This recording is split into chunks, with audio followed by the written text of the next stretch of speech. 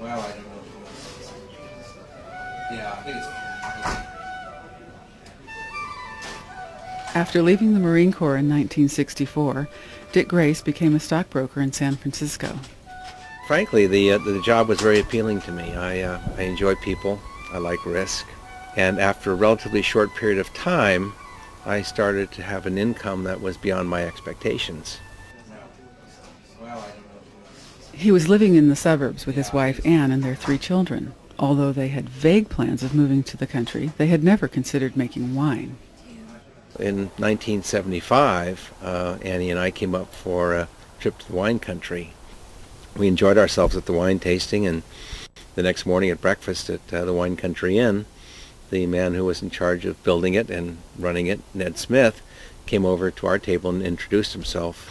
And after the conversation kind of came to a conclusion, he informed us that he was now doing some real estate and had to look at a home that was coming on the market, and he wanted to preview it. And he left and probably took 15 steps away from the table and stopped very suddenly and came back to the table and said, you know, you might want to take a look at the home. It's an old Victorian home, not in very good condition, but it has lots of potential.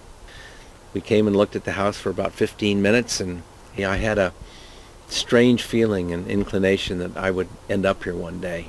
And I had a 1-minute conversation with Annie, and we hopped in Ned's truck and got halfway down the driveway to the main highway, and I said to Ned, you know, Ned, we're going to buy that house. And we went back to the Wine Country Inn and made a bid on the house that afternoon, which was accepted that evening, so we knew we paid too much, and went home and told our youngsters, who were then 15, 13, and 11, that we were moving to the Napa Valley.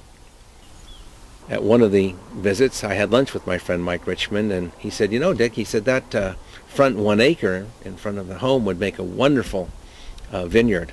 It was the remnants of an old olive orchard. And I thought, gosh, that would be a great family experience. I'd never planted anything. My agricultural experience was absolutely nil. So in about March or April of '76, we got a start on the vineyard. I wanted to do the best we could, but no commercial plans whatsoever. I wanted it more or less as a family experience than anything else. But 3 things happened early on that have basically stayed with us until this day. First, something that made imminent sense to a former Marine. He said, you know, grapevines are like people, and if they struggle and come through the other side, they have finer character. And I said to Mike, I said, well, how do you make grapevines struggle? And he said, well, you plant the vines closer together and don't water them as often. I said, well, Mike, why doesn't everybody do it? And he said, because of the difficulty of mechanical cultivation and lower crop yield.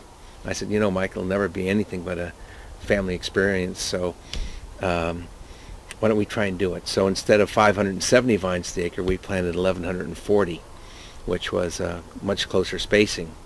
And also during the growing year, we watered the vines in the absolute minimum in order to stress them and produce grapes of finer quality. Secondly, although I certainly wasn't a litterer or anything of that nature, my appreciation of the ecology was not nearly as deep as it is now. But I decided for some reason to keep herbicides and pesticides out of the vineyard, and that's something that we practice to this day. Nextly was determination to have family and friends do the harvest, our first harvest being in the fall of 1978. It was our family of 5 and 7 friends, and we harvested, and it was one of the hotter days I can remember in the Napa Valley. We were due down at Camus Winery at 2:30 in the afternoon, but as it was, we didn't arrive down until 6:30 in the evening, exhausted. Had we have gotten there at 2:30, Charlie Wagner, the owner of Camus, would not have been there, but as it was, he was out watering his vegetable garden before dinner.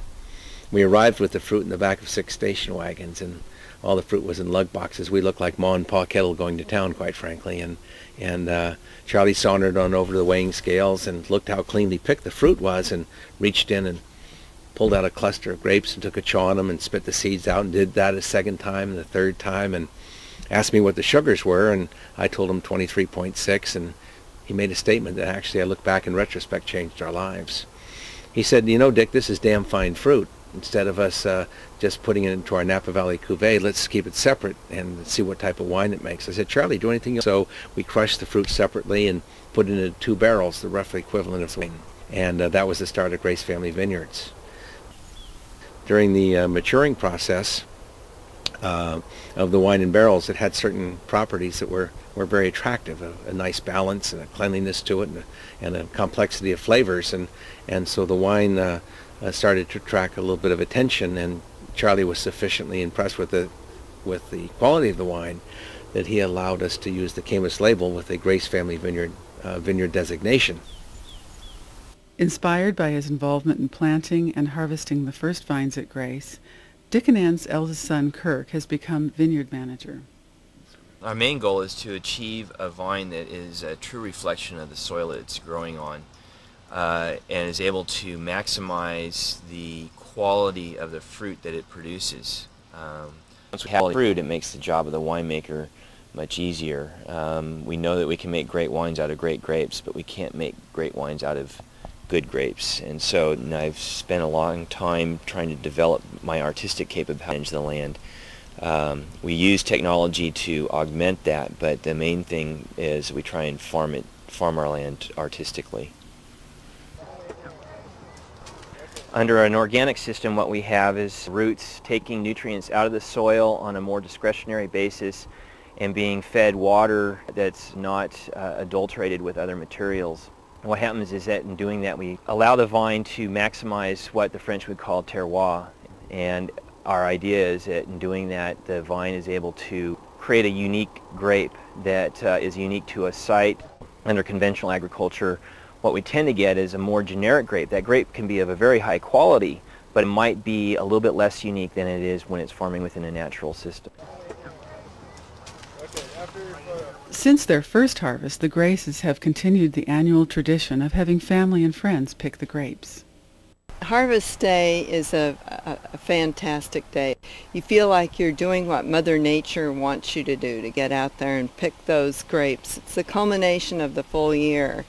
And it's been a marvelous thing for the whole family. Everyone can bring friends, and after a hard morning, we get out there and have a great party. And I love to cook for the people that are working in the vineyards. Everyone's very receptive to all the food, and we have people from around the world.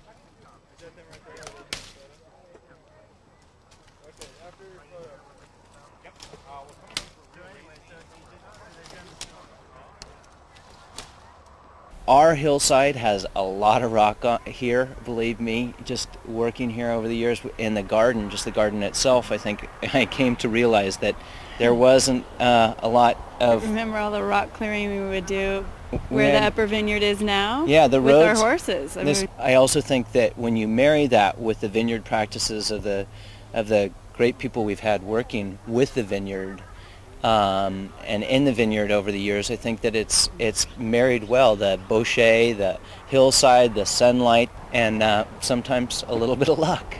There's a lot of attention to detail that I think because of our size we can afford to give. And a lot of the other wineries that are so large can't go through and hand pick as carefully and keep leaves from staying out of the batches, and there's just a lot of attention to detail and really no compromising that goes on in making the wine.